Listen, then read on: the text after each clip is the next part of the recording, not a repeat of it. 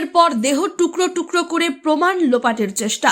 তপন রামচন্দ্রপুর গ্রাম পঞ্চায়েতের কালীনগর এলাকার ঘটনায় দোষী সাদ্দাম হোসেন মোল্লাকে যাবজ্জীবন কারাদণ্ডের নির্দেশ দিল বিচারক। বালুরঘাট জেলা আদালতের সরকারি আইনজীবী ঋতব্রত চক্রবর্তী বলেন, এদিন এডিজে ফার্স্ট কোর্টের বিচারক সন্তোষ কুমার পাঠক রায় ঘোষণা করেন। তিনি ৩০২ ধারায় দোষীকে সশ্রম যাবজ্জীবন কারাদণ্ড এবং ১০,০০০ টাকা জরিমানা করেছেন। অনাদায়ে আরও ৩ মাসের বিনাশ্রম কারাদণ্ডের নির্দেশ দিয়েছেন। এছাড়া ২০১ ধারায় ৭ বছরের সশ্রম কারাদণ্ড এবং ৫,০০০ টাকা জরিমানা করেছেন।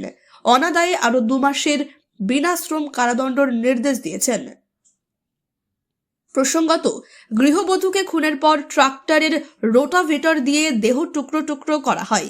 সুলেখা বিবি নামে গৃহবধূর সেই দেহাংশগুলি জমির এদিক ওদিক মাটি চাপা দিয়ে রাখা হয়েছিল, যে সামনে আসে ২৩ জুন ২৪ তারিখে। তপন রামচন্দ্রপুর গ্রাম পঞ্চায়েতের কালীনগর এলাকার ঘটনায় গ্রেপ্তার করা হয় সাদ্দাম হোসেন মোল্লা। তার বিরুদ্ধে সাজা ঘোষণা হলো।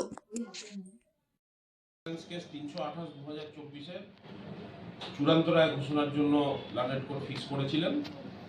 এই মামলাটিতে গত শনিবার দিন আসামি সাদ্দাম হোসেন মোল্লাকে আইপিসি ৩০২ ও ২০১ ধারায় লানেট ট্রায়াল কোর্ট দোষী সাব্যস্ত করেছিলেন এবং এই বিচার চলছিল লানেট ADJ first court Santosh Kumar Pathak সাহেবের ঘরে।